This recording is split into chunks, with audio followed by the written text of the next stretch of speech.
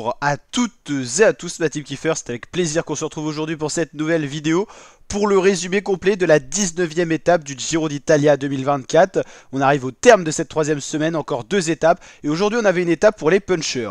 L'échappée a d'ailleurs eu du mal, beaucoup de mal à se constituer, ça a été long avant de voir un groupe s'isoler à l'avant. Le profil, le voici, étape plate dans un premier temps, première moitié toute plate où intervenait le sprint intermédiaire dans la ville de Péonis, et ensuite trois difficultés répertoriées, le Passo du Rond, le Sella Valcada et la Cima Sappada en tant que dernière ascension de la journée.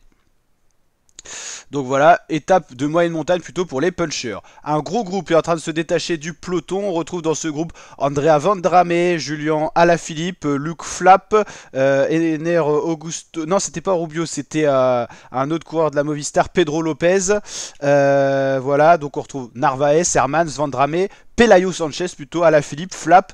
Donc voici un groupe qui s'isole à l'avant. Ils étaient une grosse trentaine avant et là c'est un groupe qui s'isole. Parmi eux des coureurs qui avaient attaqué plus tôt, ensuite des groupes de comptes qui sont venus du peloton. C'était un peu le bazar sur la route. En tout cas 4 minutes 30 d'avance sur le peloton. Le voici, ce gros groupe qui s'est enfin reformé à l'avant. Tous les coureurs n'ont pas réussi à s'accrocher dans cette bonne échappée parce qu'il y a eu des attaques de partout, donc d'autres se sont fatigués au fur et à mesure. Ici on est dans le peloton, on voit le vainqueur de l'étape d'hier, et là la grosse échappée d'une quinzaine de coureurs, 8 minutes 11 à 55 km de l'arrivée, les plus forts sont en train de s'isoler à l'avant. Crevaison du côté de Tadej Pogacar, il n'y a rien de grave, c'est dans une descente, on est à 55 km de l'arrivée, il va vite être dépanné et remonter dans le peloton. Là on est à 20 km de l'arrivée, on a un coureur qui s'est isolé en tête, ça a bougé dans les différentes ascensions. Andrea Vendrame, l'italien, s'est isolé en tête à 42 secondes de ses poursuivants. On va justement aller voir qui sont ses poursuivants. 13 minutes 30 du peloton, le peloton ne reviendra pas sur l'échappée, la victoire elle est devant et pas dans le peloton, ça sera donc un baroudeur qui a attaqué. Les poursuivants les voici, on a Julien Alaphilippe qui est ici, on a Pedro Lopez, on a Narvaez, on a Luke Flapp et le Education First c'est Stenhauser, l'allemand, qui a déjà gagné une étape. Beaucoup de coureurs qui ont déjà gagné, Alaphilippe, Narvaez, Stenhauser ont déjà gagné. Dans le peloton, la UAE gère le rythme tranquillement. Pas d'attaque, Pogacar au chaud qui gère le peloton à plus de 14 minutes des hommes de tête. Il y en a un qui est tout seul en tête, 25 secondes d'avance, 33, ça bouge beaucoup. Le chrono est un peu instable, c'est autour de 40 secondes qu'il a sur ses poursuivants, qui sont au nombre de 6. Jonathan Narvaez pour la Ineos, Quinten Hermans, plutôt sprinter pour la Alpecin de Sunning, Stenhauser pour la Education First qui a déjà gagné tout comme Narvaez, pas Hermans sur les routes de ce Giro. Pedro Lopez, Pelayo Sanchez plutôt qui a déjà gagné sur ce Giro, Alaphilippe également et Flapp n'a pas gagné, donc 1, 2, 3, 4 coureurs sur 6 qui ont déjà brillé, donc ils ont l'expérience, mais le problème c'est qu'ils se marquent trop et derrière ça profite à Andrea Vendrame qui est parti tout seul, 15 km de l'arrivée, quasiment une minute, c'est un cap symbolique, une minute ça peut le faire, surtout que ça va monter encore pendant quelques kilomètres avant de basculer sur un faux plat, le faux plat justement qu'on voit ici, donc ça va pas monter jusqu'à l'arrivée, donc il y a de quoi faire. Stenhauser va donc attaquer, relancer cette échappée, suivi de Narvaez, ça s'attaque, ça se rattrape. Mais c'est un rythme instable, ce qui profite toujours à l'homme de tête Andrea Vendrame. Les poursuivants sont mal organisés, ils collaborent mal et ça profite à l'homme de tête. Stenhauser, Narvaez essaye de faire le forcing. On voit ici Julien Alaphilippe plutôt marqué dans la roue de Luke Flapp. Ça n'arrive pas à s'organiser, à se coordonner. Et on sait que Andrea Vendrame court vers la victoire d'étape. Voilà, dès que les pentes sont un peu plus élevées, Quinten Hermans qui est plutôt de profil puncher sprinter est distancé. Mais toujours pas d'organisation parmi les hommes les plus forts qui sont au nombre de 5. Les voici d'ailleurs affichés à l'écran. 59 secondes, c'est pas joué. Mais le problème c'est que ça s'entend mal. Donc ça revient de l'arrière et Andrea Vendrame, lui qui a un rythme régulier, et bah ça lui profite, une 20, une 12, c'est bien parti. Stenhauser qui relance à nouveau, c'est éparse, mais ils ont lâché beaucoup de force sur des changements de rythme, que Vendrame derrière, enfin devant plutôt, il lisse son effort, et donc il perd beaucoup moins d'énergie que ceux-là qui n'arrêtent pas de s'attaquer, et qui changent de rythme toutes les 5 secondes. 10 km, ça sent bon pour Vendrame, il faut quand même surveiller ce qui se passe derrière. Stenhauser est un bon grimpeur, il a déjà gagné sur ce Giro, il est donc en confiance. Pelayo Sanchez qui relance aussi, là on a l'impression que c'est battu pour ces coureurs là, une 20. Les images du drone qui voit donc Andrea Vendrame franchir ici c'est une zone de biathlon je crois. Le groupe Alaphilippe qui joue battu une 30, ça paraît compliqué de revenir. Et les poursuivants les plus directs, Stenhauser et Pelayo Sanchez, mais qui s'observent entre eux. Ça joue déjà quasiment la deuxième et troisième place. Ça sent très bon en tout cas pour Vendrame qui pourrait offrir la deuxième victoire d'étape de la Decathlon AG2R sur ce Giro. Une 17-8 km, je vois pas comment il pourrait être revu, sachant qu'en gros l'arrivée pour lui à 6 km de l'arrivée, c'est là que ça arrêtera de monter. 15 minutes 26 pour le peloton totalement désintéressé de cette échappée.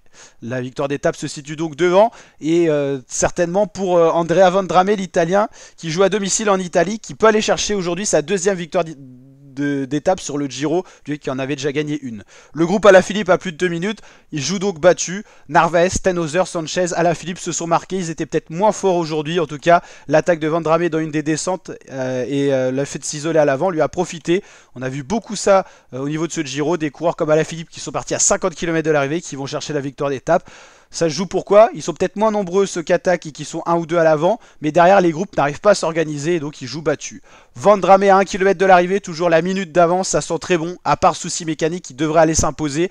Vendrame qui va tout donner, 1 km, c'est la flamme rouge, il va pouvoir savourer cette belle victoire d'étape avec voilà, ses directeurs sportifs, la voiture Decathlon AG2R qui fête cette victoire. Très grosse saison pour l'instant 2024 de la Decathlon AG2R qui n'arrête plus de gagner. Ils avaient déjà gagné sur ce Giro 2024 avec un Français, Valentin Paré-Pinte. Ils ont gagné au Paris-Nice avec Dorian Godon.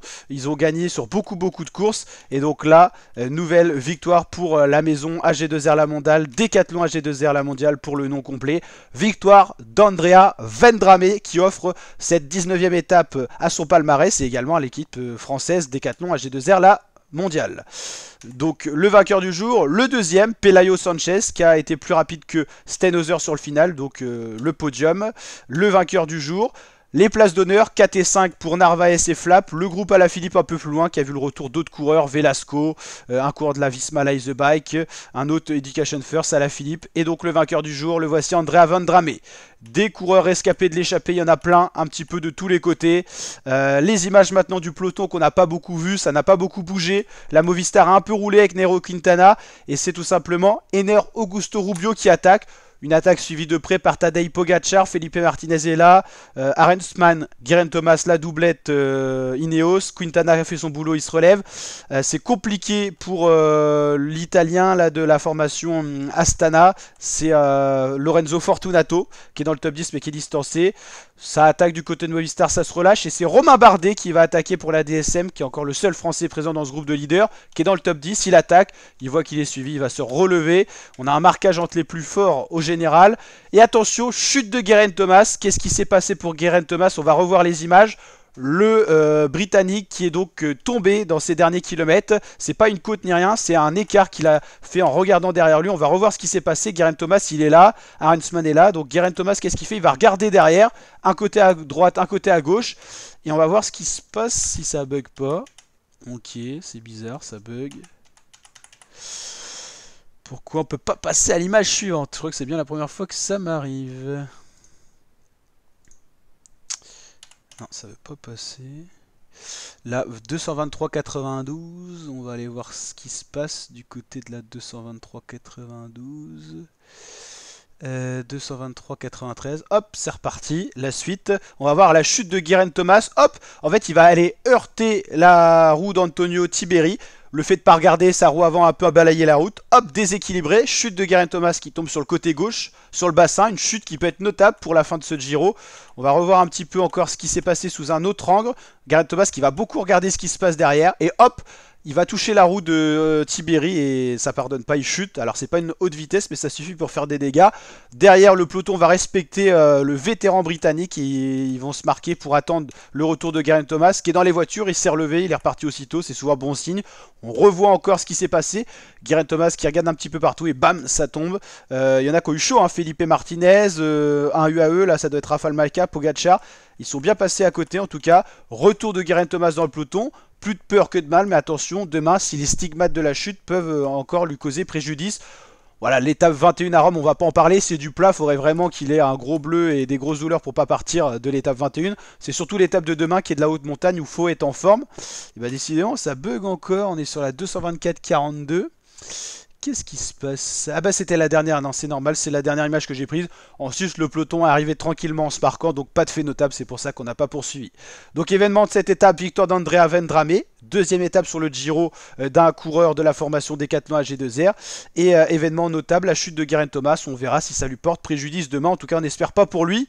Le classement de l'étape, est-ce qu'il a été mis à jour? Toujours pas, c'est très lent sur le site du Giro.